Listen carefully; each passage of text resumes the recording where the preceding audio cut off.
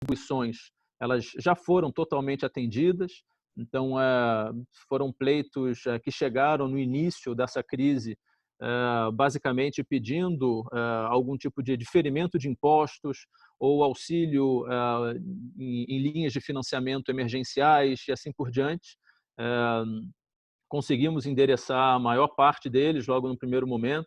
Conforme as semanas passavam, os pedidos eles eram cada vez mais específicos, porque, obviamente, os setores começaram a entender melhor o efeito da crise no negócio deles, no dia a dia deles, eh, e a gente teve que mobilizar uma equipe grande. Hoje a gente tem cerca de 35 pessoas que me ajudam nesse encaminhamento de todas as contribuições. Então, a avaliação dessas contribuições, elas chegam, a gente avalia qual que é, de fato, a nossa capacidade de fazer frente àquela contribuição. Algumas delas são imediatamente arquivadas, ou porque a gente de fato não concorda com o mérito daquela contribuição. Para vocês terem uma ideia, tem contribuições que são simplesmente inexequíveis, né? Então, eu quero que o meu setor fique 6 meses sem pagar energia elétrica, né? Esse é um pedido que a gente, obviamente, não consegue atender, porque se eu fico 6 meses sem pagar energia elétrica, alguém tem que pagar aquele negócio depois, né? Então, e tem outras contribuições que simplesmente são fora da nossa competência. Eu quero um diferimento, eu preciso de um diferimento de ICMS. A gente não consegue, isso não é a nossa competência. Então, esse tipo de contribuição ela acaba sendo arquivada. Algumas delas a gente julga interessantes, importantes, válidas, talvez não necessariamente emergenciais, né, nesse momento. Então, elas acabam sendo classificadas como relevantes, mas num período pós-crise, ou seja, a gente volta a falar sobre isso num segundo momento, quando a gente passar esse período emergencial do corona. Então, todas essas correspondem a cerca de 17% do total das contribuições que a gente já recebeu, foram arquivadas. Então, 30% a gente já conseguiu responder totalmente, mais 20% a gente conseguiu responder parcialmente. Então, a gente já está falando em 50% que, de alguma maneira, já foram atendidas. Com mais os 17% de arquivados, significa que a gente já conseguiu dar encaminhamento a 2/3 de todas as contribuições recebidas. Ainda estamos debruçados sobre o outro 1/3, né, que são, como eu disse, cada vez mais específicas. Muitas medidas regulatórias acabam entrando. Então, isso tem tomado bastante o nosso tempo, para a gente, de fato, conseguir ajudar, né, esses setores a atravessarem essa situação conjuntural que a gente tem. E, em paralelo, além de toda a avaliação setorial, a gente tem ainda um grupo grande que se dedica a micro e pequenas empresas que têm particularidades também no seu negócio. Então, uma das primeiras ações que nós fizemos foi diferir o Simples Nacional, a parcela federal, então, para dar um fôlego para essas empresas. Num segundo momento, para empresas aí, entre 360 mil e 10 milhões de faturamento por ano, uma linha de financiamento específica para a folha, né? Tivemos a desoneração da folha, enfim, a gente tem aí uma série de medidas para os diferentes portes e setores. Então, no primeiro momento, a gente buscou as medidas que são mais transversais, que ajudam a maior quantidade de empresas, que ajudam a manter a maior quantidade de empregos, para que, num segundo momento, a gente possa se debruçar aquelas ações mais específicas. Então, vocês devem imaginar que realmente é um trabalho enorme. O ministro Paulo Guedes tem se dedicado pessoalmente a isso. O nosso feriado de Páscoa foi das 9 da manhã às 10 da noite, com reuniões com todo mundo, inclusive com o ministro lá da casa dele. Enfim, o feriado de Páscoa foi inteiro de intenso trabalho com toda a equipe do Ministério da Economia. Então, a nossa missão aqui é conseguir ajudar o país a enfrentar essa situação que a gente tem certeza que é conjuntural, dando realmente o fôlego para que os empresários consigam ultrapassar isso. Obviamente, a gente sempre defende que as empresas saudáveis conseguem manter os seus trabalhadores, né, amparados nesse momento difícil, e a gente tem certeza que, uma vez que nós chegarmos do outro lado, a solução da retomada da nossa economia vai ser uma solução de mercado, uma solução liberal, uma solução apoiada no setor privado, que é como a gente sempre acredita e a gente sempre defende. Então, numa casca de nós, né, se eu pudesse dizer como que tem sido essas últimas semanas, tem sido de um trabalho intenso, uma dedicação brutal da parte de todos os nossos técnicos aqui. Sei que muitos que estão ouvindo são empresários, né, micro, pequenos, médios, grandes, enfim, de todos os portes. Quem não é empresário é trabalhador, ou seja, tenho certeza que todo mundo está preocupado com essa crise que a gente está passando. E a nossa missão aqui que nos foi dada pelo ministro, ninguém no Ministério da Economia pode dormir tranquilo enquanto as pessoas do lado de fora não estiverem dormindo tranquilas também. Então, essa é a missão que nos foi dada e é a missão que está sendo cumprida. Diogo, muito obrigado. Nesta linha, o professor Ronaldo Rangel, que faz parte de uma rede de pesquisadores de vários lugares do Brasil, participou de um estudo que tentou vislumbrar esse futuro pós-tempestade, né? Pós esse primeiro momento de grande incerteza que nós estamos vivendo, mas aonde estamos tentando, na medida do possível, com as ações de curto prazo, fazer com que, de fato, possa ser mitigado, na medida do possível, os impactos negativos, mas nós teremos um grande desafio a posteriori, um grande desafio, como o secretário fala, aonde se vai buscar uma solução de mercado, aonde a economia como um todo vai ter que demonstrar sua força e pujança nessa recuperação. Professor Ronaldo, o estudo, conte-nos um pouquinho sobre o que foi feito e quais foram as principais conclusões que o estudo encontrou. Bom, boa noite a todos. Diogo, obrigado pelas palavras aí que motivam a gente a trabalhar também, né? Mas, Andrei, se você não se importar, se as pessoas não se importarem, eu queria compartilhar uma tela que eu acho que fica mais fácil a gente trabalhar a partir de imagens. Tá? Então, se vocês não se importarem, entrou. Olha só, para começar, André, deixa eu só dar uma explicação. Na hora que as pessoas estavam saindo da sala de espera e entrando, eu vi que uma das pessoas da rede de pesquisa que você citou, o professor Paulo Brenner, que é da Universidade do Norte, Estadual do Norte do Paraná, acho que ele está presente. Não sei se outros colegas, como o Humberto Cesso Filho, o Luan, também estão presentes, mas o Paulo Rogério está presente. Então, Paulo, se você quiser complementar alguma coisa, por favor, fique à vontade, tá ok?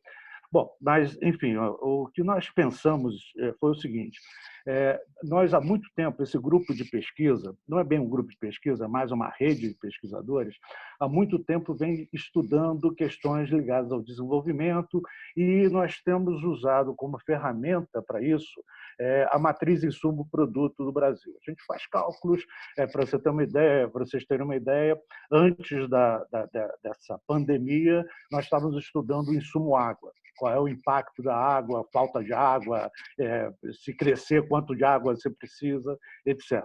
Então, nós usamos essa metodologia para fazer algumas estimativas sobre emprego, manutenção de empresas, etc. Então, o que a gente fez no primeiro momento? Puxando uma linha de tempo, nós fizemos uma análise considerando 15 dias de paralisação nos termos em que as grandes cidades estão se posicionando. Andrei, Andrei, você mandou uma mensagem que não é para mim, desculpe, é para todo mundo. Mas, enfim. Então, o que a gente fez? Fez alguns cálculos de retração de alguns setores, manutenção de outros, enfim, fizemos uma qualificação da matriz insumo-produto brasileira e estimamos a paralisação dos termos que vem acontecendo, alguns setores funcionando, outros não, durante 15 dias. E isso gerou os seguintes impactos. O primeiro deles é que, assim, depois a gente fez estudos até o segundo semestre e estamos fazendo projeções para 2021. Mas nesses primeiros 15 dias de isolamento social, a matriz indica que vai haver um desemprego de 2 milhões de pessoas. Claro que se nada for feito. Nesses 15 dias, nada, absolutamente nada foi feito. Então, isso pressiona para, pelo menos em 15 dias, termos 2 milhões de desempregados. Tá certo?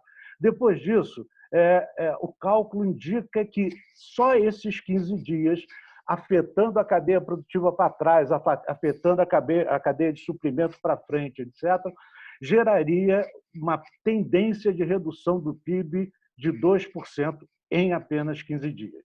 E o mais grave disso, como disse o Diogo, né, a grande preocupação com o pequeno microempresário, 83 mil microempresas brasileiras ficariam insolventes, no sentido de que não teriam recursos para fazer os seus pagamentos, etc. Sobre isso aqui, eu queria falar um pequeno comentário, inclusive em adendo ao que disse o Diogo. Eu não tenho a possibilidade de ser um dos 1.000 e tantas propostas que o Ministério recebeu, mas eu tenho uma preocupação, que é o seguinte: estas 83 mil pequenas e essencialmente microempresas, tá? Elas estão desguarnecidas. Olha só, o Diogo falou, e é uma coisa que está no jornal, extremamente meritosa, preocupação com a pequena e média empresa e microempresas que têm trabalhadores registrados. Então, vamos gerar linhas de crédito especial para garantir salários, etc., etc.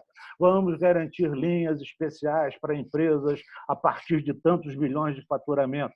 Ótimo.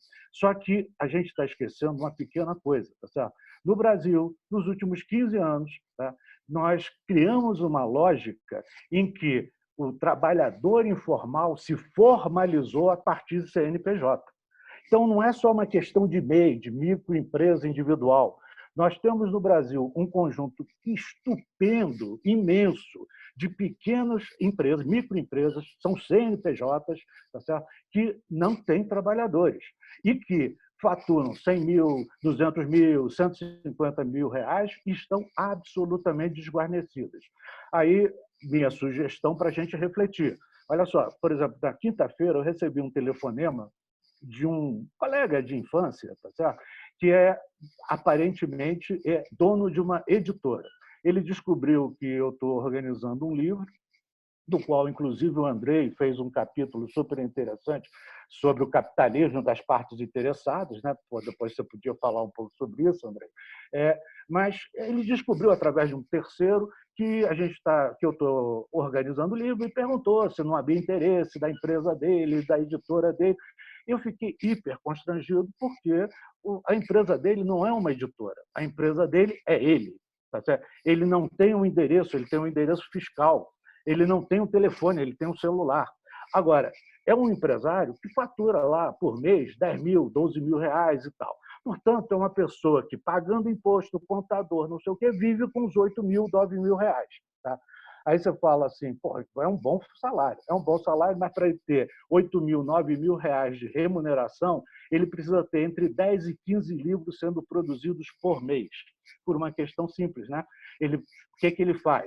Ele faz obras não comerciais. Então, nosso amigo Andrei quer publicar poesias do tempo de adolescência dele. Tá certo? Isso não tem interesse comercial para uma grande editora. Então, ele vai te cobrar, Andrei, 4 mil reais, 5 mil reais para fazer teu livro. Aqui na tela está aparecendo a Cláudia, tá certo? Na minha tela, né? A Cláudia tem, sei lá, escreveu um livro sobre a história da sua família, Cláudia. Que bom, deve ser muito interessante, mas não tem interesse comercial. Então, ele edita para você, ele publica para você, te cobra 5 mil.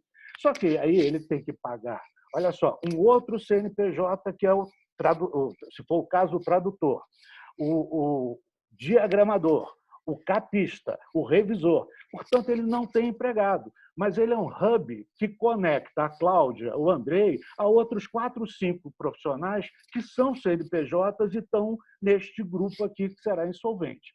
Esse pessoal precisa, de alguma forma, de alguma proteção. Por quê? Por que isto aqui é tão relevante? Há um relatório do SEBRAE de 2019, do ano passado, portanto, que indica o seguinte, que existem 12 milhões de micro e pequenas empresas no Brasil. 12 milhões, segundo o SEBRAE. dos quais, segundo o Sebrae, 70% são microempresários. 70% de 12 dá 8 milhões e meio, mais ou menos. Tá certo? Um outro estudo do Sebrae aponta um dado importante, que entre 2008 e 2017, portanto, aproximadamente não, durante 10 anos, tá certo? O número de empreendedores no Brasil triplicou. O Sebrae diz que são 42 milhões de empreendedores. Aplicando os mesmos 70%, Andrei, me ajuda aí na conta, isso dá o quê? 32 milhões, tá certo? De microempreendedores na situação do meu amigo, que é, teoricamente, um hub que tem uma cadeia de outros microempreendedores associados. Estamos falando de, provavelmente, mais gente nesta condição do que as pessoas que serão atendidas pela medida emergencial dos R$600, etc, etc. Tá certo? Pessoas que precisam ser atendidas. Este estudo que nós fizemos aqui aponta que a categoria com maior volume de desempregos dentre esses 2 milhões serão exatamente empregadas domésticas, depois empregados do setor de comércio. Enfim, precisa dessa proteção para esses 2 milhões, precisamos de alguma medida para reverter este PIB em 15 dias caindo, mas precisamos de algum esforço para atender esse profissional que se abrigou dentro de um CNPJ, mas ele é uma pessoa, ele não tem empregado e sequer tem caixa. Quer dizer, esse meu amigo, que fatura, sei lá, 120, 130 mil reais por ano, ele não tem crédito, ele tem um cheque especial de 4 mil reais em nome do CNPJ, se tiver tanto. Ele está absolutamente esguarnecido. E este número vai crescer estupendamente ao longo do ano. Tá certo? Bom, daí nós começamos então, agora a pensar, pelo menos até o meio do próximo semestre, segundo semestre. Nossa lógica, se parar em abril o isolamento social, se começar a distensionar o isolamento social, horizontal, vertical, seja lá o nome que isso tenha, você vai ter algumas questões necessárias. Uma delas é que o governo brasileiro, como disse o Diogo, vai tomar medidas, tá certo? Que não são anticíclicas tradicionalmente falando. Tá? Ele deixou isso claro. As medidas são emergenciais. Não dá para confundir medida emergencial com medida anticíclica. Tá certo? E qual é a pretensão do governo brasileiro e que está embutido na fala do Diogo? Me corrija se eu estiver errado, Diogo. Tá? É garantir o PIB potencial. Que vai haver uma tragédia nos próximos semestres, está garantido, não há o que fazer. Esses 2 milhões vão virar, sei lá, vai virar 6. Vai haver uma situação extremamente conturbada. Mas qual é a preocupação que o governo brasileiro está tendo, está demonstrando, seguindo a preocupação de todos os países, pelo menos aqueles que a gente recebe informações. Infelizmente, eu não recebo informação sobre o Sri Lanka. Eu só tenho informações sobre países mais desenvolvidos ou os países mais próximos. Tá certo? Todos estão com a mesma preocupação. É inexorável, é inevitável passar por um período grave de crise, tá certo? Grave, realmente grave, mas vamos tentar garantir o PIB potencial. Para fazer isso, algumas medidas, o Diogo já nos apresentou, outras tantas serão apresentadas no futuro. Mas todas elas se baseiam em 2 coisas. Primeiro, no aumento de gastos públicos. Olha só, aumento de gastos públicos num país que já tem gasto, tá? Antes da crise, o orçamento da União apresentava o volume de gastos de 3 trilhões e 700 bilhões. Este é o gasto. Só que a gente fica falando muito percentual, vai aumentar 20%, 10%. Não é 20%, 10%. Estamos falando de 3 trilhões e 700 bilhões de gastos. Aí você fala, pô, é muito gasto, vamos remanejar esse gasto. Não pode, pergunta ao Diogo, não pode, porque 90 e tantos por cento, mais de 90% desse gasto se refere a despesas obrigatórias. Sobra menos de 10% porque a gente chama de despesa discricionária. Então, olha só, tem vários colegas nossos aí, vários amigos e várias pessoas que não fazem parte da minha rede, então não tem muita certeza de qual é a formação. Mas deixa eu explicar uma coisa para quem não é economista, não tem essa visão de setor público. Despesa discricionária na sua cidade é luz e rua. Tá certo? Botar a iluminação pública é discricionária, isso não é obrigatório. Para o governo federal, vamos comprar ventiladores para botar para o hospital, etc, etc. Isso é despesa discricionária. Então, nós temos um pequeno problema. Tá? Não dá para mexer nas despesas obrigatórias sem a aprovação da PEC, que hoje, a propósito, o Senado devolveu para a Câmara de Deputados. Tá certo? Essa é a primeira questão. E não dá para imaginar ter aumento de gastos públicos sem a elevação do déficit público. O orçamento desse ano já apresentava um déficit de 124 bilhões, déficit primário. Tá certo? Aí você fala, pô, um orçamento de 3 trilhões, 120 milhões é gota d'água. Só que não é gota d'água por uma questão simples. O governo, neste mesmo orçamento da União aprovado pelo Congresso Nacional, anunciou que 912 bilhões de dívidas não foram pagas e têm que ser refinanciadas. Vamos arredondar esse número para mais 1 trilhão. Tá certo? Dos 3 trilhões, 1 trilhão é dívida. Tá certo? Mais do que isso, para cobrir despesas correntes, o Estado já anunciou no orçamento elaborado em 2019 que ia ter que emitir títulos públicos na ordem de 343 bilhões para cobrir despesa corrente. Despesa corrente do Estado é salário. Salário de funcionários da ativa e salário de pessoal inativo. Tá certo? Então, nós estamos falando de um déficit, depois de rolar 1 bilhão, tá certo? E gerar dívida em títulos de 300 e outros tantos bilhões. Tá certo? O ministro Paulo Guedes anunciou há uns dias atrás, não me lembro mais, 10 dias atrás, tá, que o esforço para esta primeira fase de tentativa de manter o PIB potencial, olha só, não é para lidar com a crise e tal, é para lidar com a possibilidade de que as empresas que eram saudáveis em janeiro continuarem saudáveis em outubro. Tá certo, meus amigos?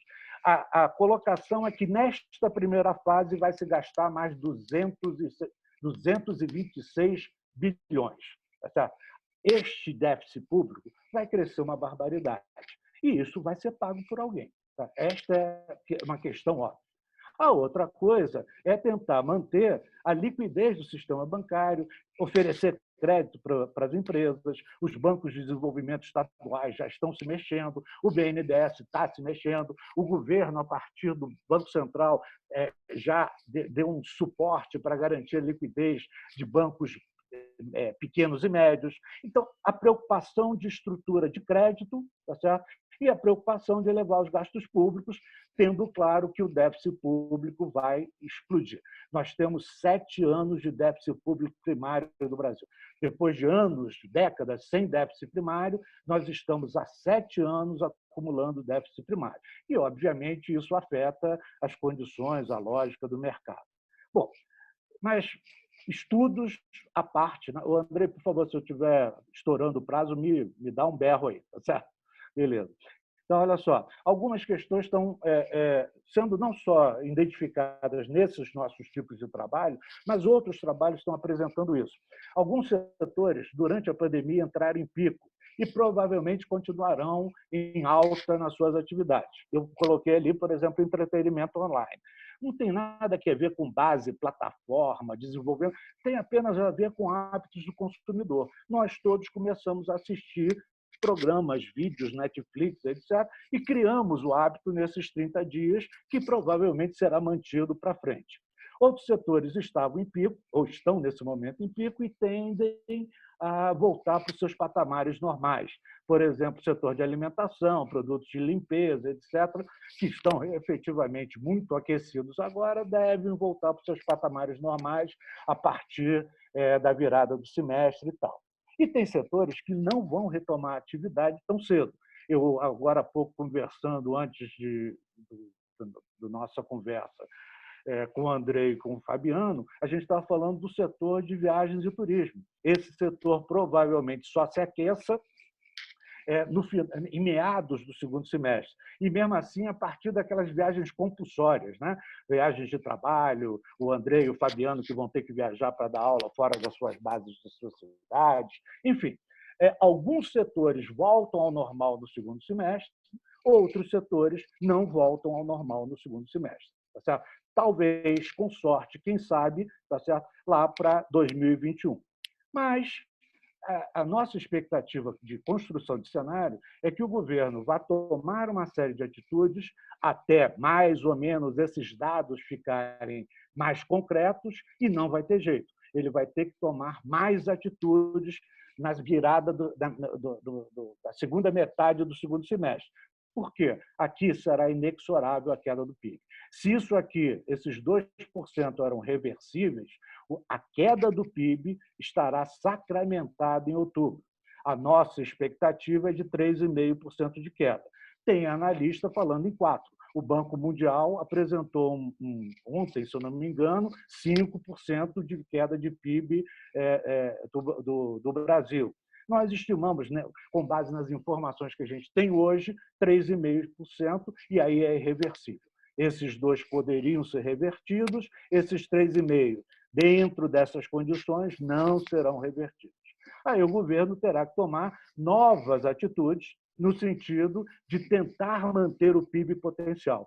Eu insisto, amigo, este ano será um ano com uma única finalidade do governo: tentar manter o PIB potencial em 2021. Certo? Essa certamente é a expectativa.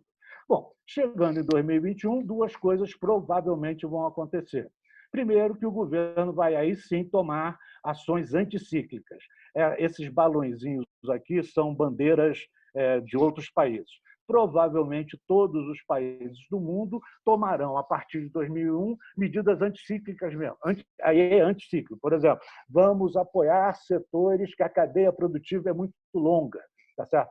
E aí você faz ações pontuais para esse setor. Vamos apoiar, eu não estou dizendo que é isso que o governo vai fazer, vamos apoiar o setor de agronegócios, ações pontuais para tentar levantar, os balãozinhos levantarem essa setinha caindo. E a outra coisa, o Diogo acabou de confirmar o que a gente está imaginando, que é o fato de que o governo brasileiro voltará à sua lógica de austeridade, como austeridade no sentido de gastos públicos, flexibilização da política monetária, etc., que era a trajetória que o Ministério da Economia vinha adotando, certo ou errado, eu não estou querendo discutir isso, mas era a trajetória, e em 2021 essa trajetória vai retomar. Vai retomar por vários motivos, tá certo? Principalmente pela questão da incapacidade de um país sobreviver com o tamanho da dívida pública que a gente vai ter em 2021. Tá certo? Bom, eu já estou falando demais, mas eu queria apresentar só 3 questões que eu considero são os grandes vilões desse momento que a gente está passando. A primeira questão é a seguinte: nós estamos confundindo a lógica dessa situação atípica com uma ação necessária de governo, quando o que a gente precisa de uma ação de Estado. Tá certo? Os países que, como a gente falou, têm recebido informações, Japão, por exemplo, está fazendo ações de Estado. O setor governo, o legislativo, o judiciário estão andando juntos para resolver o problema do PIB potencial do Japão. Liberaram, há alguns dias atrás, R$1 trilhão, enquanto a gente aqui no Brasil não consegue liberar míseros 50 bilhões de dólares, tá certo? Eles liberaram 1 trilhão, quase 1 trilhão de dólares. A gente não consegue liberar os 226 bilhões que o Ministério está pedindo no orçamento de guerra. E aí é uma questão da lógica do que é Estado e do que é governo. Parece que está todo mundo achando que isso é responsabilidade do governo. Aí tem um senador, que eu não vou nem dizer qual é o nome do senador, nem o estado do senador, porque o que ele deve estar querendo é mídia, não vamos dar mídia para ele, tá certo?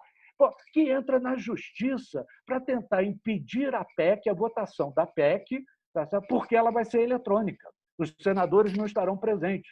Aí você acha que isso é pouco? Isso é pior, porque no pleito dele, ele pede para anular a votação da Câmara, que aconteceu no início de abril. Ele quer que tudo volte ao sistema original. Das duas, uma. Ou ele quer simplesmente parar tudo, porque ele quer parar tudo, ou ele virou Chaves. Sabe Chaves, o personagem daquele artista mexicano que tinha o Chapolin colorado e tal? Ele dizia uma frase genial: eu prefiro morrer a não estar vivo. O que esse senador parece que está querendo para a sociedade brasileira é mais ou menos isso.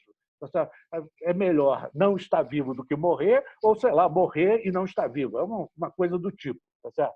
O mais grave é que ele entra com essa ação, o Supremo não, ele entra liminarmente, o Supremo não nega liminar, vai esperar os acontecimentos, e o mais grave é que nada disso precisa acontecer, porque o Senado hoje alterou a proposta da Câmara e, portanto, tem que voltar para a Câmara o documento original. Aí vocês falam, mas alterou para o bem. Não tem nada de para o bem. Olha só, tem um deputado do Rio de Janeiro que está propondo uma emenda na emenda, a 15ª emenda em cima da emenda, dizendo coisas do tipo assim, olha só, os estados e municípios terão perdas de ICMS e ISS. Ele quer que na PEC o governo federal assuma a perda que os estados e municípios vão ter. Ou seja, joga para o governo federal, que exploda-se o governo federal, tá certo? Isso não é uma questão de Estado, não é uma questão que está sendo tratada com a devida referência. Tá certo? Então, você tem governador dizendo que quer 70% de isolamento social, ao mesmo tempo que quer receber o déficit de ICMS que ele deixou de arrecadar.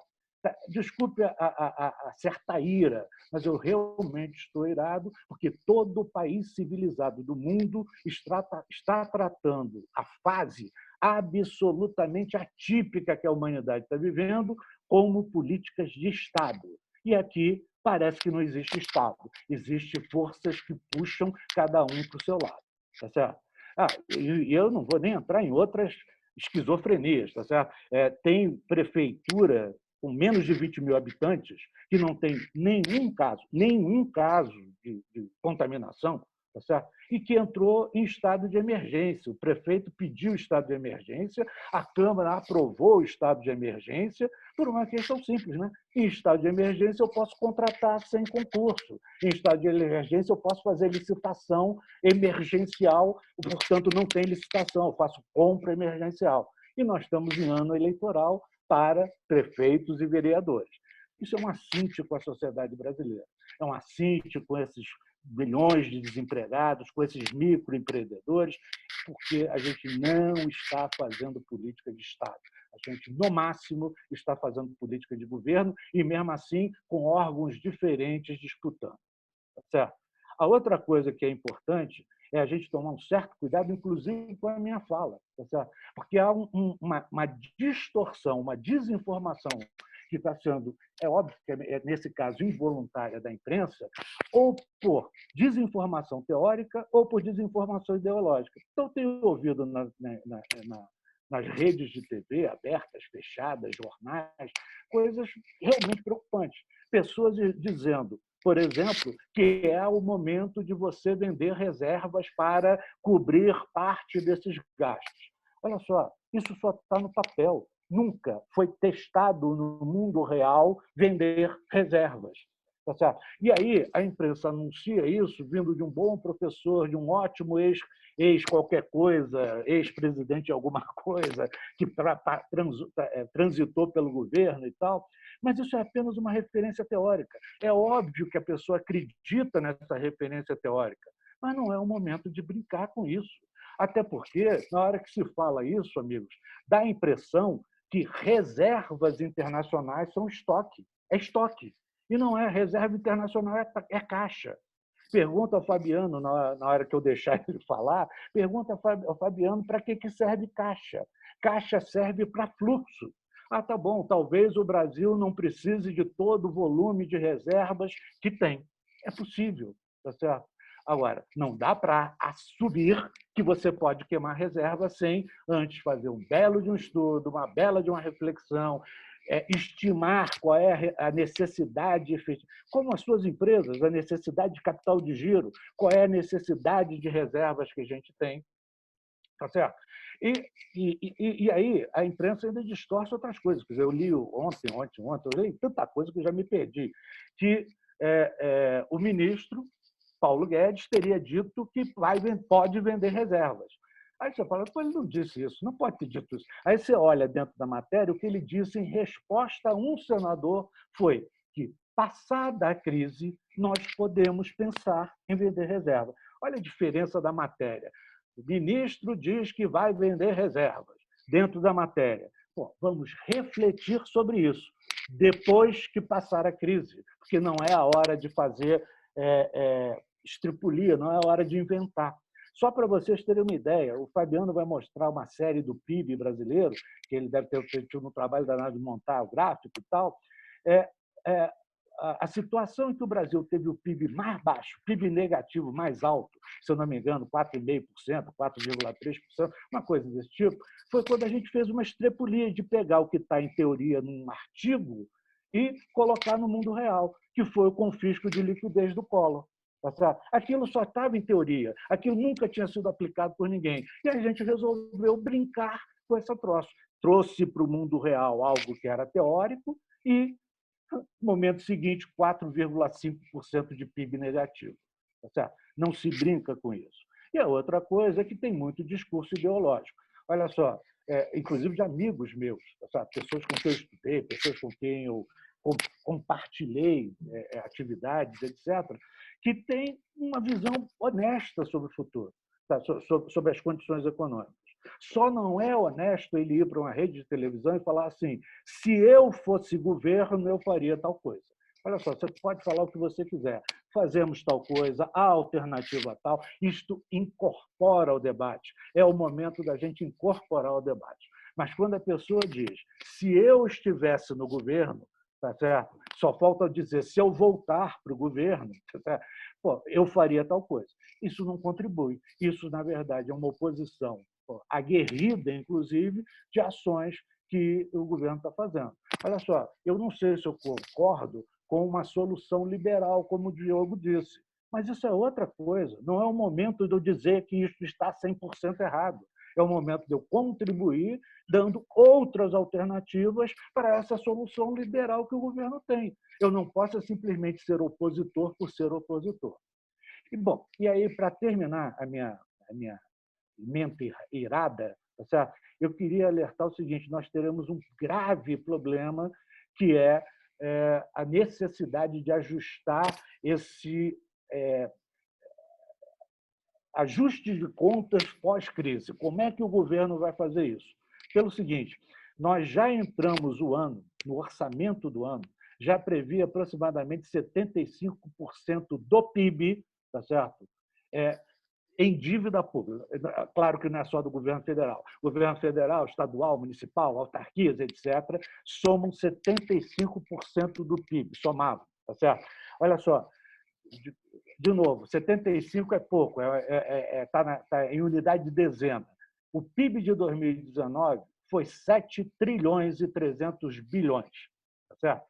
75% disso dá mais de 5 trilhões e meio de dívida já contraída. As estimativas mais otimistas dizem que a gente entra em 2021 com 85% do PIB comprometido em dívida. Eu sou um pessimista. Eu acho que a gente vai entrar em 2021 com 90% do PIB em dívida. Ou seja, o nosso PIB, que não será com sorte 7 trilhões, se voltarmos a 2019, será com sorte 7 trilhões, nós iniciamos 2021 com uma dívida acumulada das várias instâncias do governo na ordem de 6 trilhões e meio. Olha só, alguém vai pagar essa conta. E qualquer governo sensato vai começar a administrar o pagamento dessa conta o mais breve possível. Isso não tem nada a ver com eleição, não tem nada a ver com estar a favor ou contra disso ou daquilo, tá certo? Até porque a polarização do Brasil hoje não é mais contra ou a favor, é nada, é insanidade a sanidade, tá certo?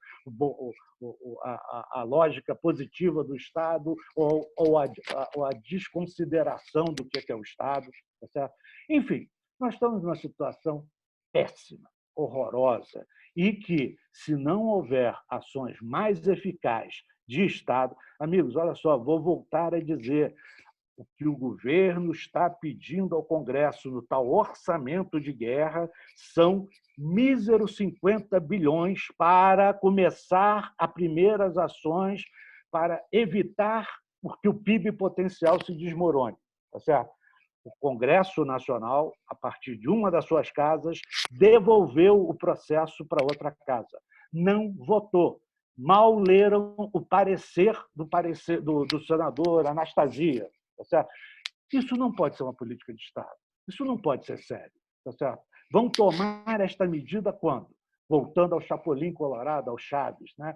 Pô, quando todos morrerem ou quando todos não estiverem vivos.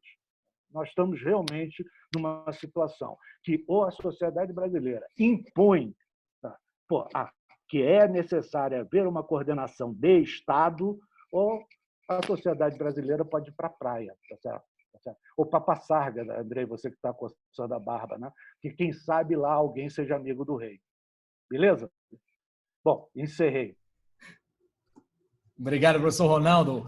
Professor Fabiano, diante desse quadro macroeconômico que nos mostra e nos impõe aí um desafio gigantesco ao longo dos próximos meses, como é que as empresas, como é que as organizações podem, do ponto de vista do seu planejamento orçamentário, do ponto de vista da gestão do capital de giro, o professor Volney Castilho, nosso colega, fala sobre a questão de capital de giro, sempre foi um grave problema das micro e pequenas empresas, haja visto o cenário descrito pelo professor Ronaldo, de que são pequenos empreendedores que, na prática, são um CPF na forma de um CNPJ. Como pensar na política de preços? Como pensar no planejamento orçamentário? Como pensar na gestão de custo? Como sobreviver? Como transitar sobre este novo normal, essa nova dinâmica da economia, tendo em vista estes meses, semestres que nós teremos aí de grande dificuldade? Bom, antes de qualquer coisa, boa noite a todos. Prazer enorme estar participando daqui. O Diogo me informou que ele teve que sair para participar de uma outra reunião, por isso que não ficou mais. Mas, Andrei, eu queria começar com uma frase do Peter Drucker, que ele fala o seguinte: planejamento não é sobre tomada de decisão futura. Planejamento é o que você tem que fazer hoje que vai gerar impactos no futuro. Tem muito aluno, muito cliente que chega para mim e quando acontece uma crise, Fabiano, o que eu tenho que fazer? E não é discutido que não é numa crise que você tem que fazer. São exatamente o que é o planejamento anterior a qualquer crise. Eu dou aula na Fundação Getúlio Vargas há 20 anos. Né? E sempre quando acontece alguma crise, eu pergunto para os meus alunos: e aí, turma, a crise pegou as empresas desprevenidas? E a resposta unânime é: pô, Fabiano, caramba, a gente não esperava essa crise. O Ronaldo falou de um gráfico. Eu vou mostrar um gráfico que é o comportamento do PIB desde 1901. Tá? Pessoal, esse é o comportamento do PIB desde 1901. Repara que, obviamente, a gente nunca tem noção de qual vai ser a crise que vai nos afetar. Mas, turma, ela vai afetar. O mercado capitalista, ele é cíclico. Então, desde que comecei a dar aula na Fundação, que foi em 2000, a gente já passou por várias crises. Eu, o Andriei, o Ronaldo Rangel, que a gente estuda bastante cenários econômicos, cenários de incerteza. É óbvio que a gente não precisa ter passado por uma crise para saber que ela é cíclica. Mas vocês que estão me escutando agora, a crise é cíclica.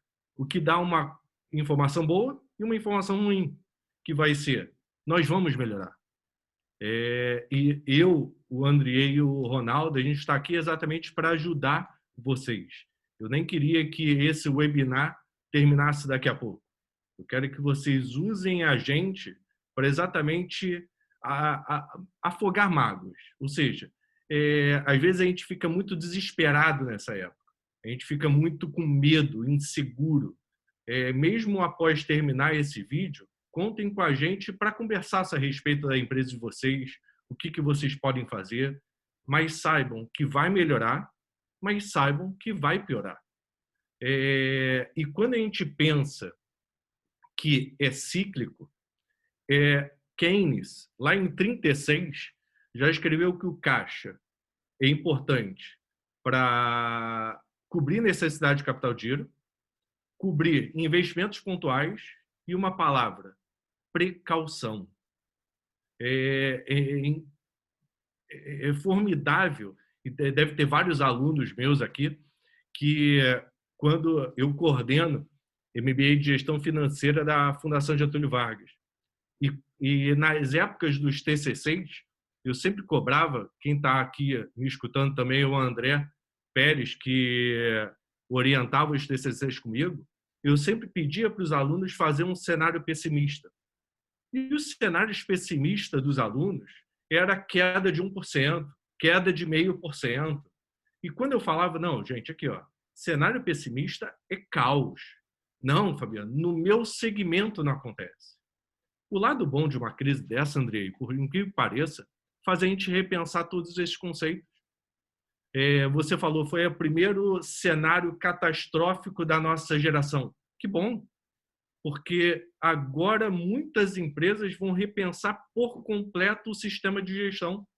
Você é conselheiro de algumas empresas e você sabe o quanto essas empresas estão repensando conceitos básicos. Isso é fundamental para qualquer tipo de negócio. Tá? Um segundo ponto que eu queria comentar, que você falou, a questão orçamentária. As empresas, elas sempre, a maioria delas, sempre fez um orçamento operacional. O que é o orçamento operacional? Pegava o ano anterior, quanto eu gastei no ano anterior, fazia um orçamento de tendência, eu gastei 1 milhão ano passado, como colocar um aumento de 5%, de 7%, é o quanto eu vou gastar esse ano. Não pode. Existe uma ferramenta que as empresas hoje vão ser obrigadas a trabalhar, que é o orçamento base zero, que é você repensar todas as atividades atualmente feitas, pensando, inclusive, em prioridades. E esse que acaba sendo o grande ponto. Às vezes chega aluno para mim, quando eu dou aula de gestão de custo, Fabiano, legal, você vai ensinar como cortar custo. Não. Gestão de custo é o quanto você gasta visando atingir determinado objetivo. Então, as empresas, elas têm que repensar esses conceitos. Então, se eu quero trocar o meu carro daqui a 2 anos, o quanto eu tenho que começar a economizar hoje, porque daqui a 2 anos eu vou ter dinheiro para trocar o carro.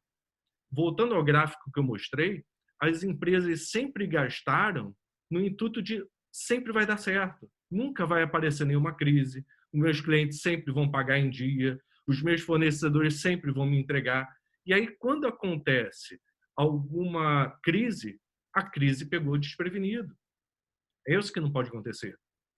A segunda parte do orçamento ser operacional me assustou eu ter recebido uns 5 e-mails de alunos assim, Fabiano, o dono da minha empresa pediu para eu refazer o orçamento.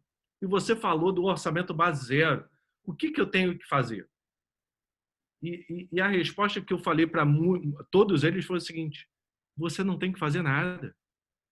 Um orçamento, ele só é o orçamento quando começa do topo. Partindo mais ou menos que nem o Ronaldo falou, não adianta o governo ou o Estado, que eu prefiro esse termo que você falou, não adianta o Estado mandar a sociedade economizar se não começar do topo.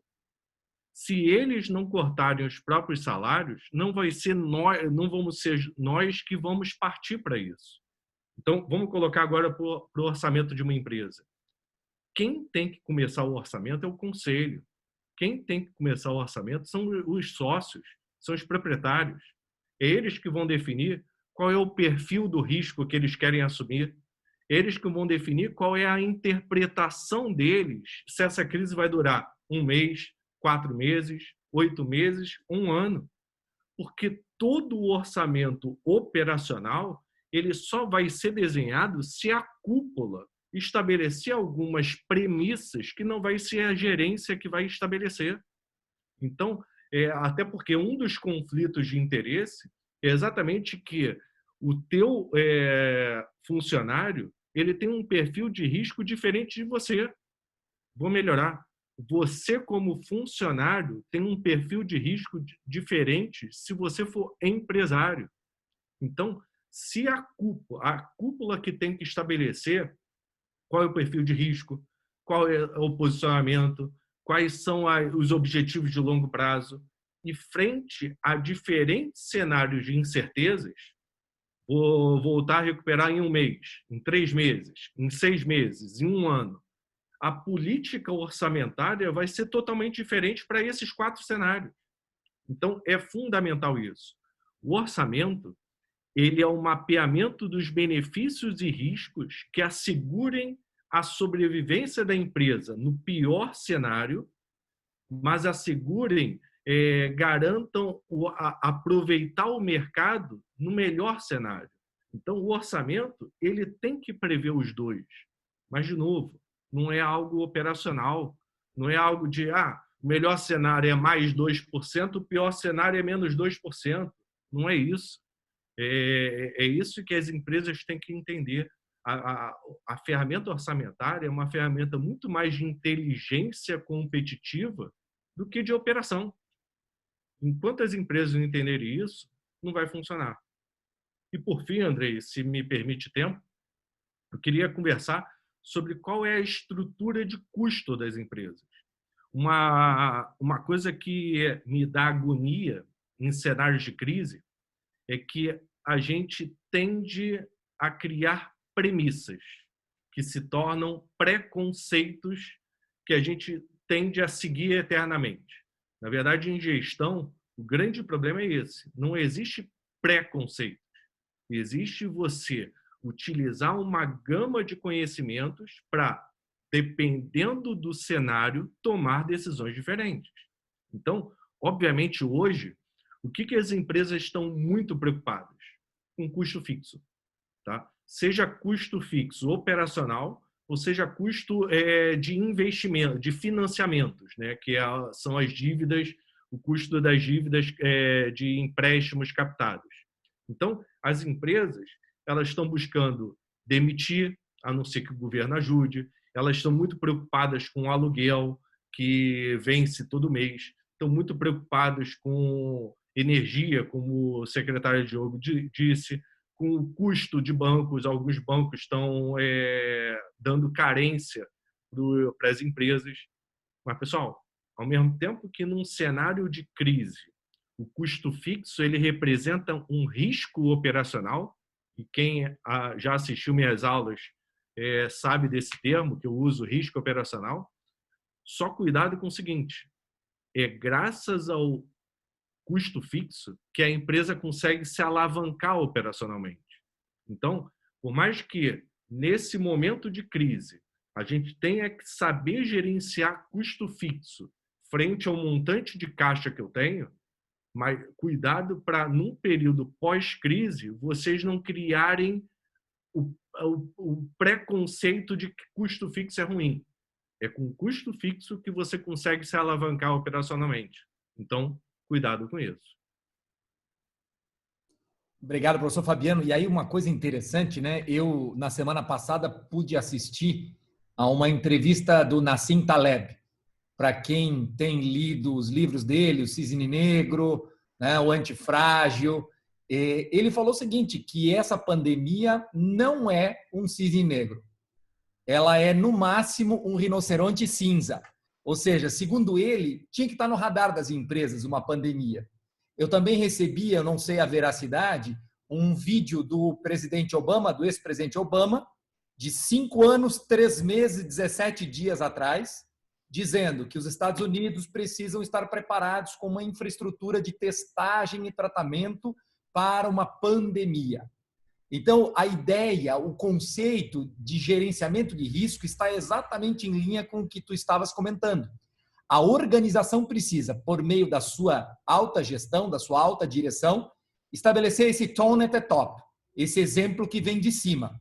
e estabelecer exatamente qual é o apetite para o risco que a organização está disposta a enfrentar. E a partir desse apetite para o risco, ela, por meio de um planejamento estratégico, aí o Wagner Martos, o amigo Wagner, coloca isso no chat, o planejamento estratégico passa a ser fundamental. Ou seja, nós vamos sair, exatamente como o professor Fabiano comentou, de uma esfera meramente operacional, de um orçamento operacional, de uma visão meramente operacional, por uma visão muito mais abrangente, muito mais ampla e, de fato, que vai premiar e vai, de algum modo, fazer merecer a inteligência do negócio. Porque aqueles que forem mais capazes de compreender a natureza do seu negócio, capazes de compreender os seus concorrentes e o landscape, aonde eles estão inseridos, vai conseguir enxergar as oportunidades. Eu tenho, junto com o professor Ronaldo, debatido muito sobre o chamado capitalismo das partes interessadas, que é um assunto que não entra tanto aqui no âmbito da gestão dessa crise, mas também passa por ela, que é quando os gestores eles observam os interesses de múltiplos stakeholders. E ao observar os interesses de múltiplos stakeholders, conseguem apreender oportunidades de geração de valor. Então, a ideia de se trabalhar de uma maneira multi-partes interessadas não é um ônus, pelo contrário, abre uma série de oportunidades, abre uma série de opções para que a empresa possa transitar. E o que tem mais me preocupado nesse momento é que, como nós dissemos, bem ou mal, com maior ou menor esforço estatal, com maior ou menor esforço das organizações e até de nós mesmos, enquanto cidadãos, nós iremos fazer a travessia, nós iremos passar por essa tempestade. Na minha postagem do LinkedIn, eu coloquei que eu escutei uma frase que estamos todos na mesma tempestade e não necessariamente no mesmo barco. Ela me parece fazer todo sentido porque cada um de nós está num barco diferente, numa realidade de mercado diferente, numa realidade de amadurecimento do negócio diferente, numa realidade distinta das nossas carreiras. Agora, uma coisa me parece transversal a todos nós, que é compreendermos que esta crise ela veio para nos oportunizar algumas mudanças. Hoje, no âmbito de uma das empresas no qual eu sou conselheiro, nós já, de alguma forma, ultrapassamos essa primeira etapa. Nós implantamos, no momento zero, um centro nervoso, um centro crítico, com 4 pessoas tomando decisões. Portanto, a gente procurou deixar o CEO e mais outros 3 executivos interagindo com o conselho de administração para tomar as decisões, aquelas decisões que visassem, primeiro, fazer toda a nossa equipe ir para home office. Segundo, preservar todos os nossos colaboradores que, por força da legislação e da natureza do nosso negócio, não pararam ou pararam parcialmente, garantindo a saúde deles. Só que a nossa preocupação agora será que os efeitos de segunda ordem vão ser tão grandes a ponto de ter que nos fazer mudar a nossa estratégia? A ter que fazer mudar o nosso apetite para o risco, a ter que fazer mudar o nosso modelo de negócio. Então, eu vejo que hoje, diante desse cenário macroeconômico que nos coloca muito bem o professor Ronaldo, diante dessas preocupações de que o orçamento ele não é uma peça meramente operacional. Pelo contrário, é um instrumento estratégico, é um instrumento que me permite enxergar exatamente o caminho que eu pretendo para a minha organização. Me vem a pergunta, será que os dias que virão, eles vão determinar uma mudança nos nossos modelos de negócio? O professor Ronaldo trouxe que a indústria de entretenimento, por exemplo, ela está vivendo a sua euforia. E eu me lembro, professor Fabiano, que na semana passada, quando a gente estava conversando com alguns alunos da turma lá de Joinville, o professor Fabiano falava exatamente isso, que uma das empresas onde ele é consultor disse assim, eu estou vivendo o meu melhor momento dos últimos 5 anos. O que eu faço? Será que eu invisto para ampliar ainda mais as minhas vendas? Será que eu aumento o preço? Qual é a minha postura? Por quê? Porque eu estou vivendo um momento único do meu setor. Em contrapartida, do lado daquela empresa, existe outra que está vivendo o seu pior momento, vivendo a pior fase da sua história. Por quê? Porque alguns setores, como é o setor de turismo, como é o setor de entretenimento físico, digamos assim, a gente viu aí os parques da Disney sendo fechados e outros parques mundo afora. E aí vem a pergunta, professor Fabiano, nesse contexto, como administrar essa euforia? Porque a euforia vai me dizer assim, vou aumentar o preço, vou trabalhar em cima do preço. E eu sei que o professor Fabiano tem trabalhado muito no doutorado em cima dessa questão, né? Como enxergar isso, né? O empresário, ele tem que vislumbrar isso como oportunidade de ampliar ainda mais os seus ganhos? Até onde? E aí, fazendo uma menção a esse capitalismo das partes interessadas, até que ponto ele precisa visar exclusivamente ao lucro ou visar a geração de valor? Professor Fabiano, com a palavra, depois professor Ronaldo, uma complementação. Aqui, deixa eu só reforçar um conceito que eu falei, da parte da tela, da variação do PIB, né? O que você está falando é uma coisa bem interessante, porque em finanças comportamentais, normalmente a gente fala que o ser humano ele tem uma visão muito positivista, tá? E ele tem algo chamado ilusão do controle. O que é ilusão do controle? Ele saber que em 2008 ele foi pego desprevenido por conta da crise dos subprimes lá dos Estados Unidos. E aí ele cria a ilusão de que isso não vai mais causar surpresa para ele. Depois foi a crise que a gente passou aqui no Brasil no final do governo da Dilma. Agora eu tenho o controle de que isso não vai me pegar mais desprevenido.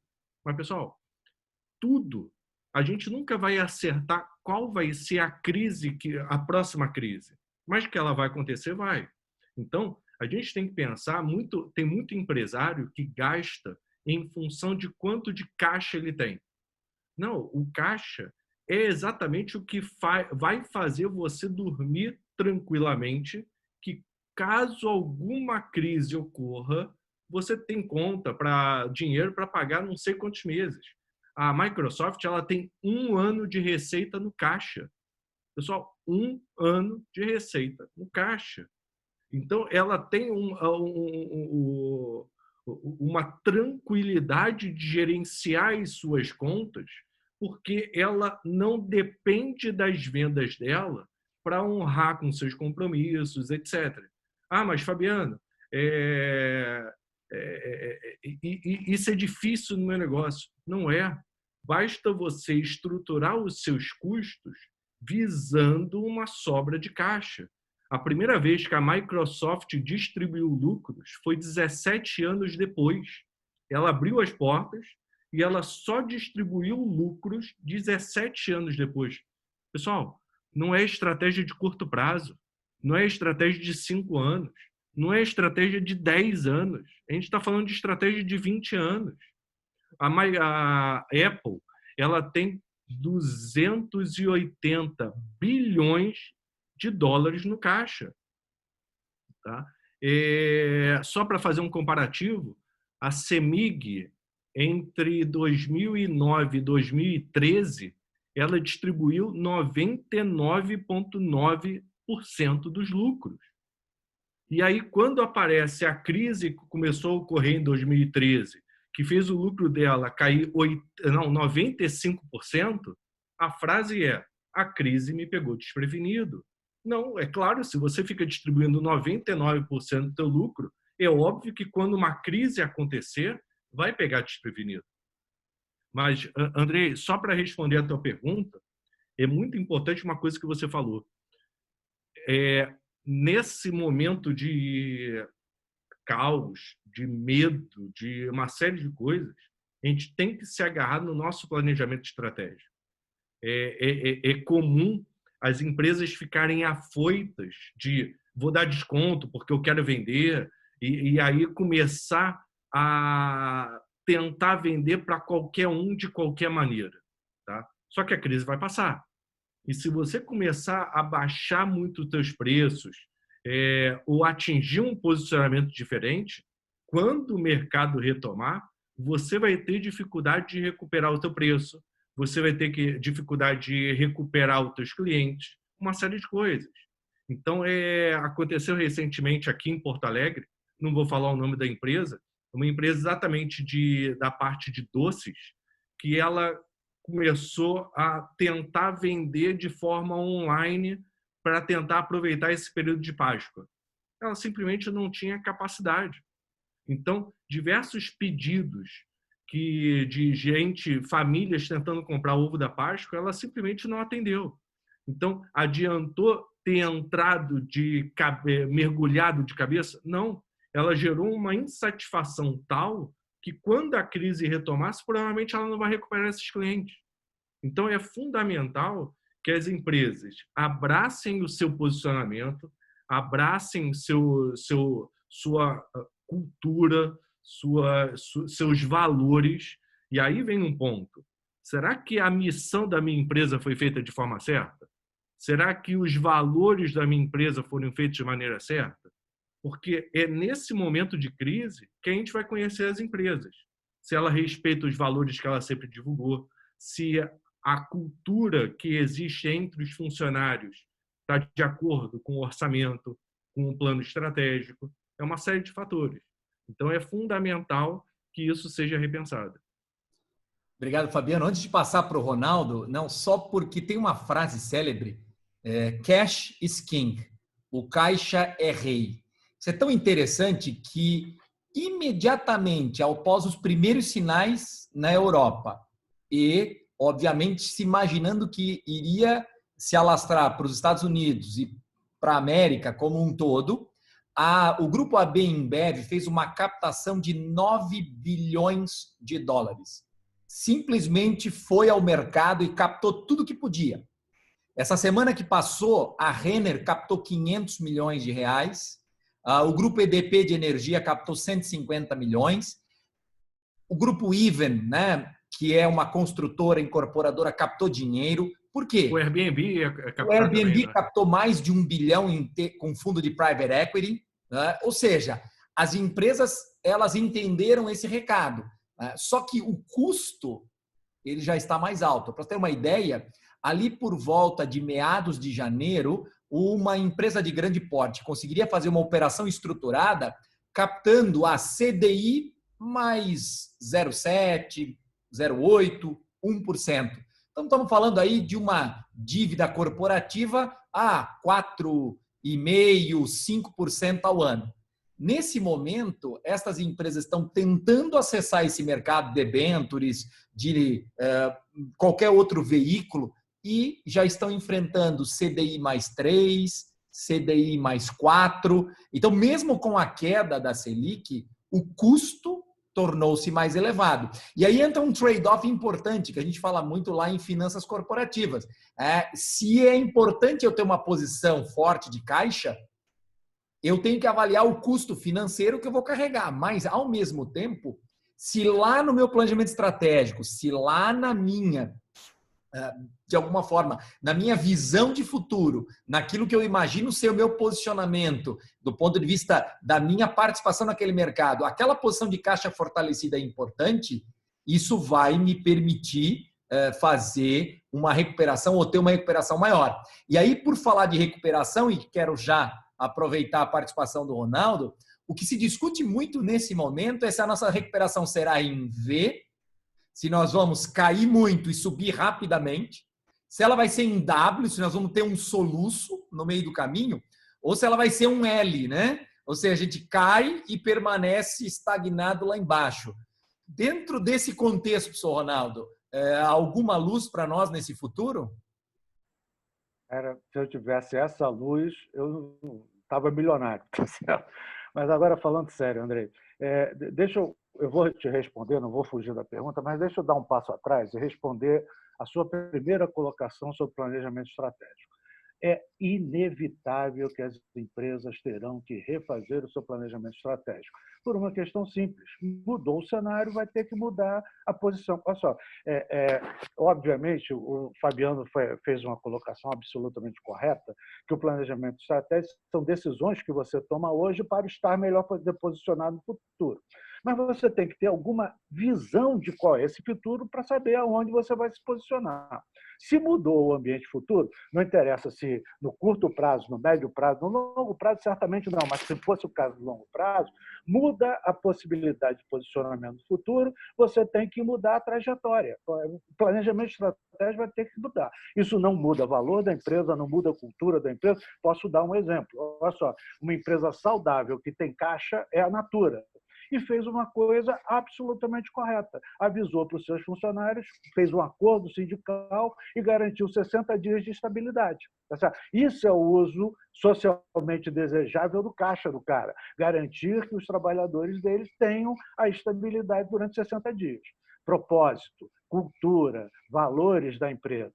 Em compensação, nós temos visto aí anúncios, informações, etc., de propósito falso. Um monte de organização grande está declarando propósito falso diante de um momento extremamente conturbado, não só em termos da saúde, de sobreviver. Eu sou do grupo de altíssimo risco, tá? Já passei por todos. Pensa num problema que gera risco. Sou eu, cardíaco, hipertenso, tenho diabetes, eu tenho tudo que você quiser, tá certo? Mas, enfim, a par disso, nós temos outras preocupações. Eu tenho preocupação com que país eu vou deixar para minha neta. Você tem preocupação com que país você vai deixar para a Francesca. O Andrei tem uma filha novinha, o Fabiano tem, eu acho que é menina também, Fabiano, que vai nascer, vai nascer uma menina. E a nossa preocupação aqui nessa conversa não é com hoje, com amanhã, não é nem com nossas vidas individuais. A gente está pensando nas gerações futuras, que estão muito próximas. Parece que a sua filha, Andrei, vai faltar muito tempo para ela chegar aí e sentar na cadeira que você está. Tá nada, cara. Vai acontecer assim. Uma hora você vai perceber que ela está na sua cadeira. E a gente tem que se preocupar com estas organizações. E aí eu queria, então, dizer o seguinte. Eu acho que todo mundo, grande, pequeno, médio, micro, vai ter que repensar o seu planejamento, o que não quer dizer repensar sua missão, sua visão, seus valores, sua cultura, etc, etc. A segunda coisa que é importante é uma outra frase que você usou, Andrei. Está cada um no mesmo barco. Só que nós precisamos coordenar estes barcos, porque todo mundo que já andou, velejou, quando eu era moleque eu velejava, quando eu era moleque eu fazia umas coisas esquisitas, sabe? Que hoje eu fazer, como é que eu hoje eu não conseguia entrar num laser, mas eu velejava de laser quando era garoto. Se passasse uma lancha motor, eu tinha que me posicionar, botar o barco a borda, estiborda, porque a onda do barco a motor podia virar meu barco. Então, nós temos que nos preocupar, estamos cada um de nós no mesmo barco, mas a marola de um barco não pode virar o outro. Isso precisa de coordenação. Para ter esta coordenação, eu acho que eu tentei demonstrar o seguinte, que nós precisamos de um Estado fazendo ele o seu planejamento estratégico. Olha só, tem um economista chamado Carlos Matos, já morreu, foi ministro do Allende, no Chile. E tal. Ele criou uma lógica que ele chamou de planejamento estratégico situacional, que é o planejamento do governo. Se nós fazemos planejamento para nos adaptar ao ambiente, o planejamento situacional serve para mudar o ambiente. Então, a primeira coisa que a gente tem que decidir aqui, como brasileiros, é qual é o ambiente que a gente vai querer no futuro. É W, é L, é V, tá certo? Isso vai depender muito do que nós, como sociedade, decidimos fazer. Tá certo, André? Isso é uma coisa importante. Então, tudo indica que nós não teremos L. Tá certo? Tudo indica que nós não teremos L. Agora, se vai ser V, W, eu não tenho muita certeza, porque não está claro para mim como é que o governo vai agir no sentido de ação de Estado. Não adianta eu querer liberar 226 bilhões para uma situação emergencial e levar um mês para o Congresso aprovar isso. Tá certo? Então, acho isso complicado. A última coisa que eu queria falar, para permitir que as pessoas perguntem, etc., é uma outra coisa que é importante.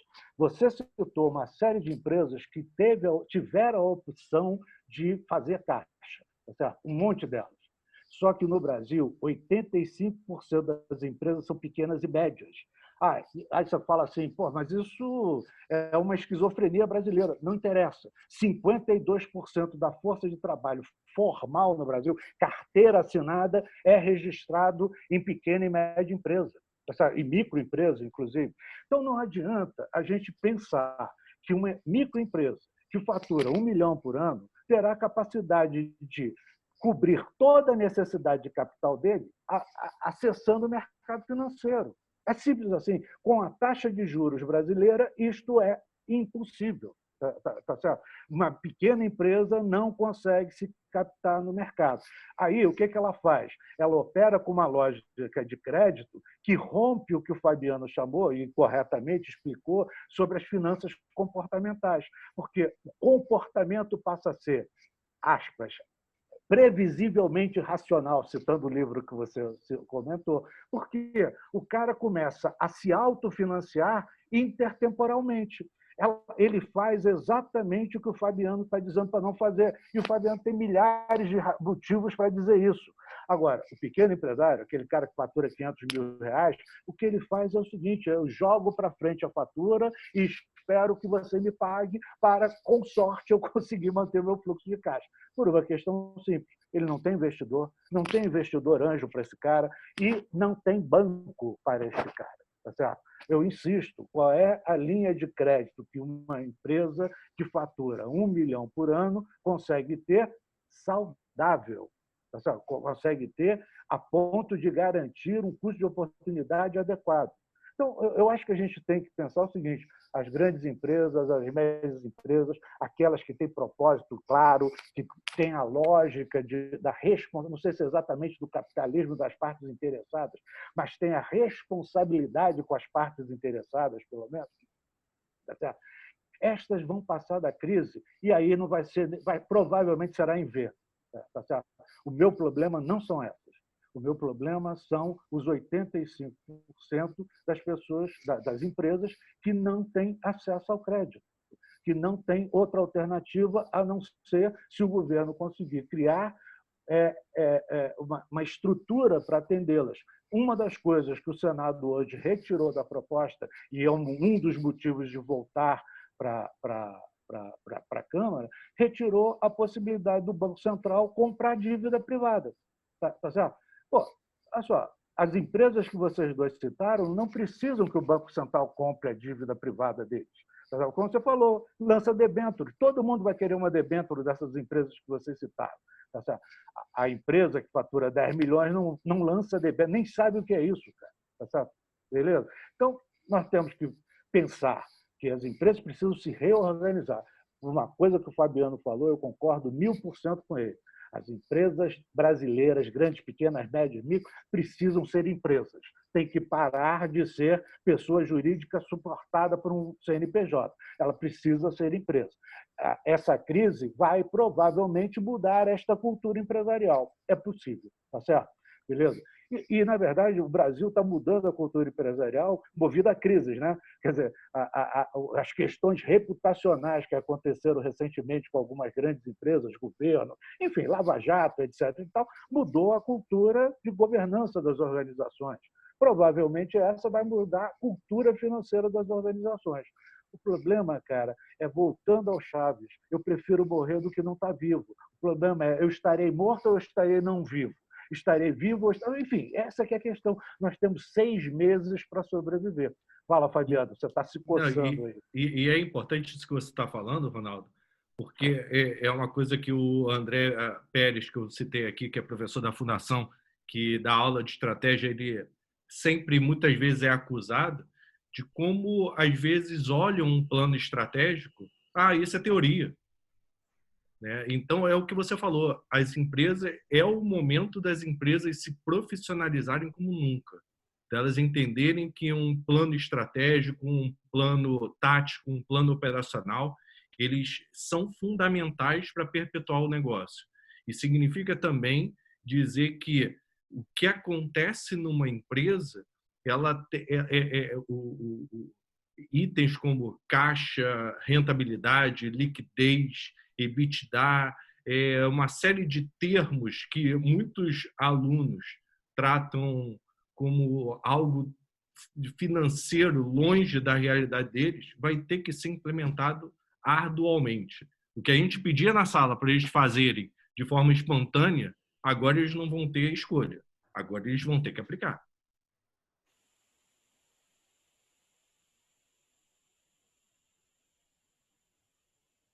Andrei, tá desligado o teu microfone. Oi, eu quero fazer uma provocação sobre essa questão da decisão, né? Eu tenho falado muito nas palestras e nas aulas em que a gente fala sobre governança, sobre os atributos de uma boa decisão. E aí criei ali uma regrinha dos 4 Cs. Ela tem que ter consistência, coerência, clareza e consciência. E esse talvez seja um mote interessante para esse momento da gente tomar essas boas decisões. A primeira delas é a consistência, passado e futuro, que é o que o Ronaldo e Fabiano muito bem falaram. Eu tenho que manter a minha mesma escala de valores, eu mantenho a mesma conduta, mantenho a mesma ética, que é a governança do meu negócio, mas eu tenho que ter consistência. Eu não posso mudar ao sabor dos ventos. Eu tenho que ter coerência. O discurso e a prática, eu tenho que, de fato, associar isso. Clareza, né? Eu tenho que explicar e entender, porque mais do que nunca a tomar decisões ela vai ao encontro disso. E aquele que talvez seja o aspecto mais importante, que é a ação e consequência, né? Eu tenho que estar muito envolvido e entender que eu vou errar. Eu escrevi num artigo dia desses que em momentos de crise tal qual nós estamos vivendo agora, o que se espera dos gestores, o que se espera dos líderes empresariais é que eles tomem decisões rápidas e acertadas. Agora, essa é uma junção bastante complexa. Acertar e rápido, diante de um cenário incerto, com circunstâncias que a gente nunca viu. Mas eu preciso entender que esse processo é fundamental para a gente poder tomar decisões que são qualificadas. Uma outra provocação eu fiz no começo do nosso bate-papo, e eu queria já deixar vocês bastante à vontade para fazerem perguntas. Tem uma aqui já, um comentário do Davi, mas aquela pergunta que a gente sugeriu que vocês respondessem, na verdade ela tinha como objetivo chegar nessa nuvem aqui, nessa nuvem de palavras, aonde quanto maior estiver a grafia da palavra, mais vezes ela foi repetida ou mais importância ela teve nas manifestações de vocês. Então, a gente está vendo aqui solidariedade, estamos vendo mudança, criatividade, oportunidades, crise, tecnologia, inovação, colaboração, resiliência. Então, agradeço as contribuições de todos vocês para a formação dessa nuvem, né, que de algum modo expressa um pouco os sentimentos que cada um de nós tem em relação a esse momento que nós estamos vivendo e o que vai ser o Brasil e o mundo pós-Covid-19. O Davi Walter faz um comentário, né? Muito se fala em sacrifício financeiro do governo neste momento difícil e menos do empresário. Qual que deve ser o limite do esforço financeiro do capital do empresário nesse momento para salvar um negócio? Não é? Interessante pensar isso. Todos nós deveremos nos sacrificar. Qual é a contrapartida de cada um de nós? Não sei. E é interessante isso, André, essa pergunta do Davi, que nos remete a duas coisas. Primeiro, o que o Ronaldo falou. Nós fomos acostumados a não ter apoio do governo. Não é esse governo, é de todos os governos, né? Então, essa falta de apoio institucional, por um lado, é ruim, como o Ronaldo brilhantemente falou, de falta de apoio, de crédito, etc.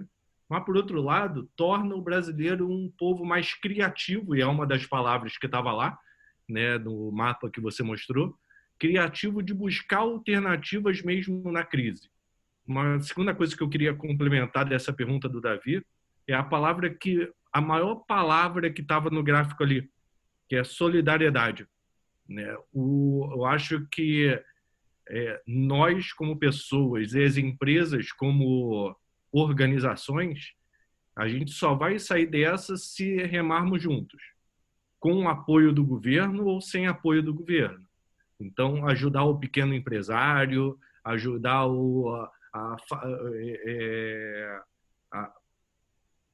meus pais fizeram questão de... A minha irmã mora em Salvador, fizeram questão de comprar ovos da Páscoa de produtores locais, a minha irmã lá de Salvador e eu, que estava em Gramado, exatamente para entregar um presente de Páscoa, mas, ao mesmo tempo, ajudar o empresário, o pequeno empresário, que o Ronaldo falou que não tem essa captação, né? Então, já que não existe angels no conceito financeiro, eu acho que se cada um fizer um papel de um angel ajudando o pequeno empresário, já vai ajudar bastante, né?